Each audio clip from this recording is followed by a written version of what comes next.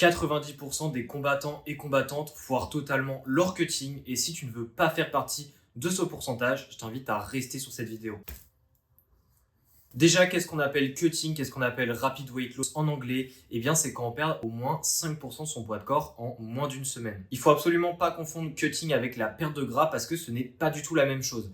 Le cutting, on va se baser sur une perte d'eau principalement, alors que la perte de gras, c'est vraiment perdre du gras. Le cutting, encore une fois, on peut espérer perdre plus de 5% de son poids de corps en seulement une semaine. Et évidemment, ça, ce n'est pas possible si on parle de gras, puisque une perte de graisse demande plusieurs semaines, voire plusieurs mois, pour que ce soit réellement efficace et fait correctement. Mais attention, parce que justement, cette weight loss et ce cutting, eh bien, c'est pas anodin et ça peut faire carrément foirer tes performances et même mettre en danger ta santé. Et d'ailleurs, si tu veux en savoir plus sur les risques du cutting et de la rapid weight loss, je t'invite à regarder la vidéo qui va s'afficher ici, puisque j'en parle en détail. Évidemment, si les choses sont mises correctement en place, il n'y a pas de risque. Et donc, je vais t'expliquer dans cette vidéo eh bien, comment ça fonctionne au niveau du cutting et qu'est-ce qu'il faut mettre en place concrètement pour justement avoir des résultats fiable et avoir de l'énergie sur le ring. Déjà, on va parler des 3 compartiments sur lesquels on va jouer par rapport au cutting. Comme je te l'ai dit, le cutting, eh bien, l'idée c'est de perdre de l'eau, donc de l'eau qui est contenue dans notre corps, puisque notre corps est environ composé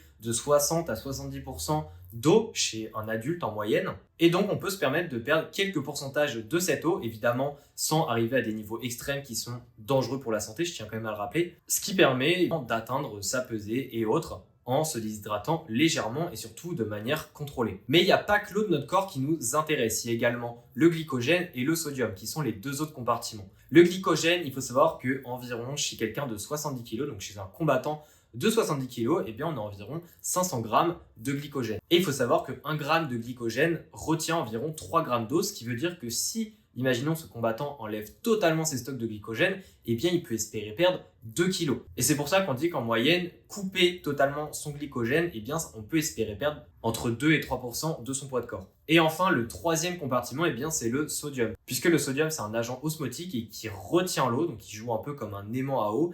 Et donc, réduire le sodium peut aussi nous faire atteindre 1% environ de perte de poids de corps. Et d'ailleurs, si tu veux en savoir plus sur le sodium, eh bien j'en ai parlé justement dans la dernière vidéo en détail de comment mettre ça en place concrètement. Donc je t'invite à regarder la vidéo qui s'affiche ici si tu veux en savoir plus. Et justement, en lien avec ces 3 compartiments, eh bien il y a de grosses erreurs à ne surtout pas faire si tu ne veux pas faire partie de ces 90% des combattants et combattantes qui foirent totalement leur cutting. Puisque je tiens à le rappeler que le cutting, le but c'est pas seulement d'arriver le jour de la pesée et de passer ta pesée, donc d'être dans la bonne catégorie, mais c'est aussi derrière d'avoir l'énergie qu'il faut pour être en forme sur le ring et donc gagner ton combat. Et c'est justement dans la deuxième partie que la plupart des combattants et combattantes foirent totalement. Parce qu'il y en a beaucoup qui passent certes la pesée, mais derrière, niveau énergie, ça va pas du tout et ça impacte énormément leur performance. Donc maintenant, je vais te parler des erreurs qu'il ne faut surtout pas faire. Et la première erreur, c'est de couper totalement l'eau. Il y a des personnes et des combattants et même combattantes qui décident de ne plus boire pendant 24 à 48 heures avant la pesée. C'est une énorme erreur parce que déjà, c'est pas fait progressivement. Et encore une fois, le waterloading, c'est une bonne méthode qui est adaptée et qui a été prouvée par la science pour ça. Donc, si tu veux en savoir plus sur le waterloading et sur une méthode qui marche concernant la déshydratation, je t'invite à regarder la vidéo par ici. Mais en tout cas, couper l'eau totalement, c'est vraiment une grosse erreur puisque là, ça va te fatiguer, ça va diminuer tes performances le jour de la pesée et ça peut même carrément te faire des malaises, t'amener à des problèmes de santé qui peuvent t'empêcher carrément de combattre. Donc encore une fois, si tu veux une méthode qui marche réellement concernant la déshydratation, le waterloading, c'est la solution. Ensuite, la deuxième erreur, eh bien, c'est de diminuer le sel beaucoup trop tôt. J'en ai parlé dans la vidéo sur le sel que je t'ai affiché tout à l'heure par ici, mais si tu coupes le sel beaucoup trop tôt, ça peut soit t'amener à de la fatigue, ou soit si tu fais un waterloading à côté, eh bien, venir interférer avec le protocole du waterloading et donc t'amener aussi à de la fatigue. Autrement dit, oui, tu auras les mêmes résultats que si tu avais coupé le sel un peu plus tard, mais en tout cas, d'un point de vue fatigue, d'un point de vue énergie, eh bien, ça sera beaucoup moins bénéfique pour toi. Troisième erreur, eh bien, c'est au niveau du glycogène, parce que le glycogène, tout comme le sodium, si tu le coupes beaucoup trop tôt, là aussi, ça va amener à de la grosse fatigue. Et surtout, eh bien, couper le glycogène trop tôt, ça n'a pas du tout d'intérêt et ça va seulement impacter tes performances le jour J. La quatrième erreur, eh bien, c'est de ne pas recharger après ta pesée. Si tu veux réellement reprendre du poids correctement après ta pesée, avoir une récupération d'enfer pour être au top lors de ton combat, eh bien, je t'invite à regarder la vidéo que j'ai fait sur la RWG, ce qu'on appelle le Rapid Weight Gain, et qui est l'une des meilleures méthodes pour justement récupérer correctement après ta pesée et avant de combattre. Mais en tout cas, sache que si tu négliges totalement cet aspect, eh bien, c'est une grosse erreur puisque cette période qui est après la pesée et avant ton combat est aussi, voire plus importante que la préparation qui se fait durant tout le cutting, c'est-à-dire avant la pesée. Donc vraiment à ne pas négliger. Et cinquième erreur, eh bien, c'est de passer ta vie les jours avant ta pesée à aller au sauna, à courir en footing avec des vêtements de sudation. Bref, tout ça, ça va t'amener à de la fatigue physique, ça va t'amener à du stress thermique au niveau de ton corps, que j'ai déjà parlé dans la vidéo du waterloading et de pourquoi justement aller au sauna, porter des vêtements de sudation, etc. C'est probablement pas la meilleure solution. Donc ça aussi, pareil, à éviter. C'était les 5 erreurs principales. Et si justement tu ne fais pas ces 5 erreurs, peu importe, mais tu n'en fais pas une seule des 5, eh bien tu es dans le 10% des combattants et combattantes qui réussissent leur cutting et qui ont leur meilleure chance de combattre en forme et donc de remporter la victoire. Et si tu fais évidemment 2 ou 3 de ces erreurs-là, eh bien l'idée c'est de progressivement les résoudre, peu importe le nombre que tu en as, si même tu fais les 5 erreurs actuellement, eh bien l'idée c'est de les résoudre progressivement et d'arriver vers une situation où tu ne feras plus ces erreurs et que tu mettras vraiment les stratégies qui marchent en place pour à la fois ta santé mais surtout tes performances. Pour terminer cette vidéo, eh bien, je vais parler un petit peu des timings qu'il y a par rapport aux 3 compartiments que je t'ai expliqué au début de la vidéo, que ce soit le sodium, le glycogène et aussi l'eau, tout simplement. Il faut savoir qu'il y aura une vidéo précise sur la chaîne pour chaque compartiment et d'ailleurs j'ai déjà fait celle sur le sel que tu peux retrouver ici, je t'ai parlé tout à l'heure, mais aussi celle sur le waterloading, c'est-à-dire sur l'eau que je t'ai aussi fait là, et celle sur le glycogène, je compte la faire très prochainement, donc reste connecté. D'ailleurs, si tu n'es pas abonné à la chaîne, je t'invite à le faire dès maintenant en activant les notifications si tu veux pas louper une seule vidéo. Mais je trouve ça quand même important de faire un peu une vidéo récap où je t'explique les erreurs globales et surtout eh bien, la stratégie globale dans le cas où tu veux moduler ces 3 compartiments. Déjà, pour l'eau, eh bien l'idée c'est dès J-7 à J-5, c'est de directement commencer la stratégie, et notamment dans ce cas-ci le waterloading que je t'ai expliqué dans la vidéo que je t'explique depuis tout à l'heure. Puisque l'eau, ça nécessite une certaine modulation, à la fois augmenter ton hydratation, diminuer ton hydratation, et ça, tu peux pas le faire en 2 jours. Il te faut au moins 5 jours pour que ce soit bien fait, et si tu veux vraiment bien le faire, au minimum 1 semaine avant ta pesée, pour vraiment faire les choses proprement, en prenant le temps pour éviter de trop brusquer ton corps et donc d'avoir un maximum de résultats. Au niveau du glycogène, il faut plutôt faire ça 3 jours avant, c'est-à-dire que les 3 jours avant la pesée, eh bien, tu vas diminuer le glycogène.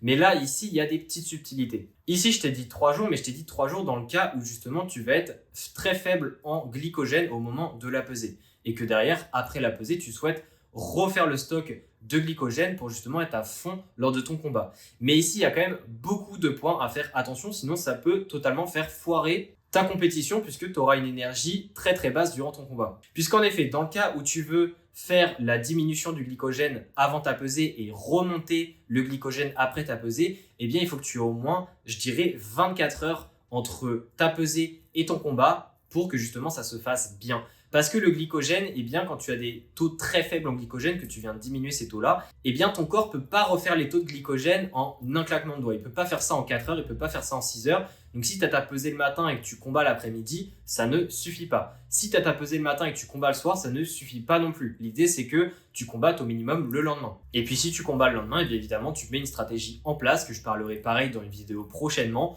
pour que tes glycogènes puissent remonter vraiment très rapidement et de manière optimisée. Parce que oui, je tiens à le prévenir, mais l'idée c'est de pas juste manger n'importe quoi entre ta pesée et ton combat. Non, c'est pas ça qui marche le mieux pour remonter à fond les stocks de glycogène. Mais du coup, si tu es une personne qui a plutôt de la marge, c'est-à-dire qu'au niveau de ton poids pour ta pesée, eh bien, tu as de la marge. Imaginons tu vises une catégorie à moins 68 kg et donc quand tu commences à diminuer le glycogène durant ta stratégie, eh bien, tu sais déjà que tu vas atteindre ton poids de pesée même sans faire ces stratégies de glycogène. Donc imaginons, eh bien, au moment où tu commences la stratégie de glycogène, tu es déjà à 67,5 kg. Autrement dit, tu es vraiment large pour ta pesée. Et bien là, ce que tu peux te permettre de faire, eh bien, c'est de remonter le glycogène avant ta pesée. Et là, il y a plusieurs intérêts avec ça. Mais le principal intérêt, surtout, eh bien, c'est que tu vas avoir une énergie d'enfer durant ton combat. Et ça, peu importe le temps que tu as entre ta pesée et ton combat. Parce que même si tu as 2-3 heures entre ta pesée et ton combat, le fait que tu aies déjà remonté tes taux de glycogène au moment où tu te pèses, eh bien ça veut dire que tu es déjà à fond niveau énergie au moment où tu te pèses.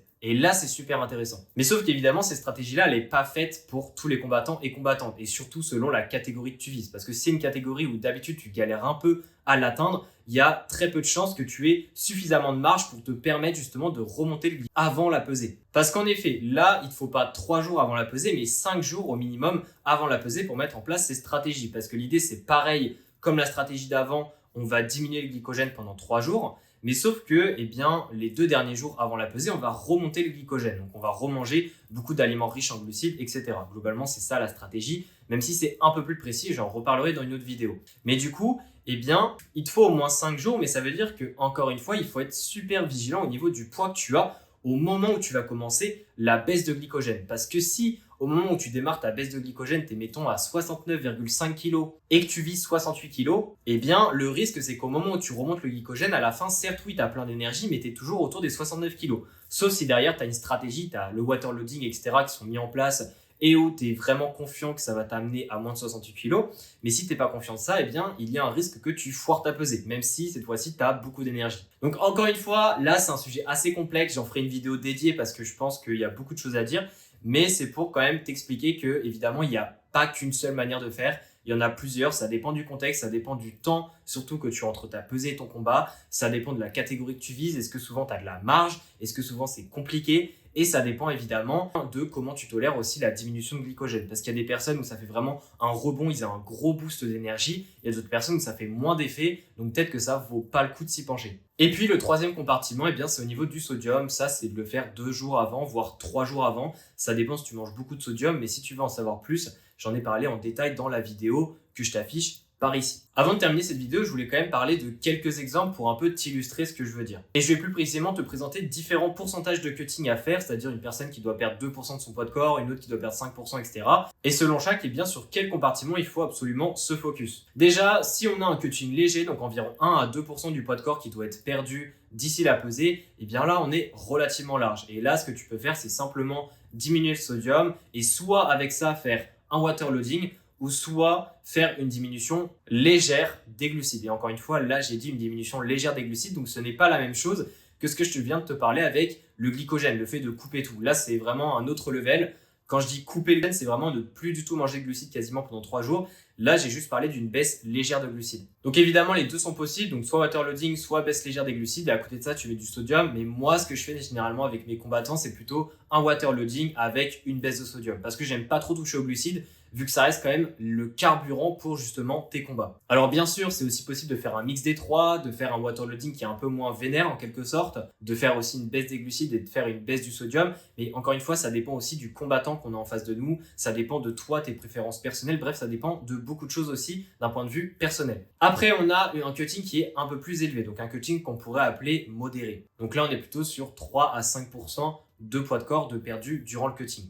Et encore une fois, eh bien là, quand je parle d'un cutting léger et modéré, on n'est pas sur un RWL. Et c'est pour ça qu'un cutting, c'est pas exactement la même chose qu'un RWL. Un RWL, c'est un type de cutting. Ce sont les cuttings qui sont vraiment très élevés. Mais un cutting tout simple, ça peut être une perte d'eau, que ce soit de 1%, 2%, 3%. Je tiens quand même à préciser ça, parce qu'au début de la vidéo, j'ai parlé du RWL, j'ai parlé du cutting ensemble, parce que le RWL fait partie du cutting et que c'est un aspect très important à connaître dans les sports de combat d'un point de vue santé et performance. Et j'en ai fait des vidéos dessus, encore une fois. Mais voilà, c'était quand même petit aparté pour éviter que tu te dises, mais tu te contredis pas là dans ta vidéo. Donc pour revenir à ce que je disais, dans un cutting qui est modéré, donc entre 3 et 5%, donc là on est vraiment à la limite du RWL, et bien là on va plutôt faire un waterloading avec une réduction de sel et avec cette fois-ci une diminution des glucides. Donc là cette fois-ci on coupe le glycogène, comme je l'ai dit tout à l'heure. Alors évidemment, c'est à moduler. 3%, c'est pas pareil que 5%. Là, j'ai mis dans la même tranche, mais si on est à 3%, tu te doutes bien que le glycogène, on n'aura peut-être pas forcément le même recours. Par contre, si on est à 4, voire presque 5%, là, forcément, oui, il faudra absolument jouer avec le glycogène parce que, encore une fois, jouer avec le glycogène, tu peux espérer 2 à 3% de perte de poids de corps. Et le waterloading, généralement, c'est environ 2%, donc tu te doutes bien qu'en faisant le calcul, ça marche plutôt bien. Et enfin, si on parle vraiment de RWL de 5% ou plus, et bien là, on est sur pareil, waterloading, diminution de sel, glycogène. Sauf que là, le glycogène, il faut vraiment faire les choses très précisément. On peut se permettre, quand on est à 3-4%, si on veut mettre en place une diminution du glycogène, on peut se permettre de faire les choses à peu près. Mais quand on est au-dessus de 5%, si on veut vraiment pas foirer sa pesée, il faut faire les choses assez précisément. Et à côté de ça, eh bien, il ne faut pas hésiter aussi à augmenter davantage sa dépense énergétique, donc à aller marcher, pas forcément à aller courir, à faire des choses intenses, mais même à aller marcher. Il faut également pas hésiter en dernier recours à faire au sauna. Alors moi je déconseille plutôt les runs avec des vêtements de sudation parce que ça amène vraiment de la fatigue physique en plus. Mais les saunas ça peut être une option de dernier recours si vraiment il y a 0,5 kg à perdre le dernier jour. Mais voilà, encore une fois le sauna je le déconseille dans la majorité des cas. Mais si on parle vraiment d'une grosse perte de poids, eh bien oui le sauna peut être intéressant. Je tiens quand même à faire un petit disclaimer par rapport à 5% ou plus. Le 5% ou plus, moi, c'est un cas que j'ai très rarement avec les athlètes que je suis, avec les combattants et combattantes que je suis, parce que c'est quelque chose qui est déjà pas évident à faire. Et en plus de ça, eh bien, plus on a un pourcentage à perdre de poids de corps durant le cutting, donc par exemple 1% vs 6%, ça n'a rien à voir, et plus on a de chances d'impacter les niveaux d'énergie le jour de la compétition. Et en plus de ça, on a aussi davantage de chances d'impacter la santé à long terme. Donc moi, je déconseille quand même de faire des RWL trop longtemps, trop souvent. Bref, je t'invite à regarder vraiment ma vidéo où je parle de ça en détail, des risques de la RWL. Il faut vraiment mettre en place les RWL avec la conscience que ça peut apporter, donc à la fois les bénéfices mais aussi les inconvénients. Et c'est pour ça que moi, dans certains cas, je conseille vraiment de s'y prendre très tôt dans le protocole et de plutôt partir sur une perte de graisse, comme ça on perd du poids mais pas sous forme d'eau.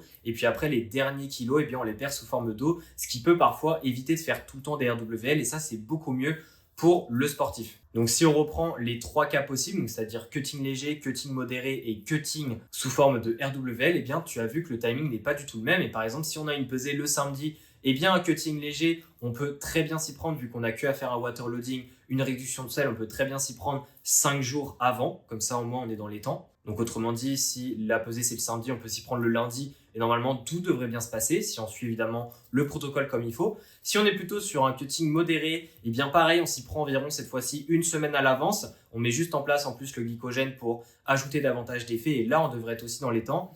Et le RWL, eh bien évidemment en une semaine, il y a aussi possibilité d'atteindre les 5%. Mais si on a vraiment un RWL qui est assez tenace, eh bien moi je conseille davantage aussi de se pencher vers une perte de graisse avant de faire le RWL. Comme ça, au moins, ça permet de diminuer le pourcentage d'eau qu'il y a à perdre les derniers jours avant la pesée. En tout cas, j'espère que cette vidéo t'aura plu. C'était un petit peu une vue globale du cutting et des erreurs à ne surtout pas faire. Encore une fois, si tout ce que je t'ai dit dans cette vidéo, tu le mets en place, tu en as conscience, eh bien, tu seras largement dans le top 10% des combattants et combattantes en ce qui concerne la préparation pour tes combats. Évidemment, il y a toute la partie technique, il y a toute la partie entraînement qui compte concernant la victoire. Mais en tout cas, si tu es mal préparé et que tu n'as pas d'énergie au moment où tu rentres sur le ring, eh bien forcément que ça va impacter tes résultats. Donc c'est pour ça que je voulais faire cette vidéo. Je t'invite à regarder toutes les vidéos que j'ai parlé dans cette vidéo justement parce qu'il y a beaucoup de choses à dire et je veux absolument que tu aies vraiment les détails en tête pour que tu fasses les choses correctement. Je te les donne gratuitement sur cette chaîne et si tu veux d'autres conseils en plus toutes les semaines, les mercredis à 17h, je t'invite à cliquer sur le premier lien dans la description de la vidéo pour recevoir mes mails de nutrition sportive pour les sports de combat gratuitement. Et on se dit à la prochaine.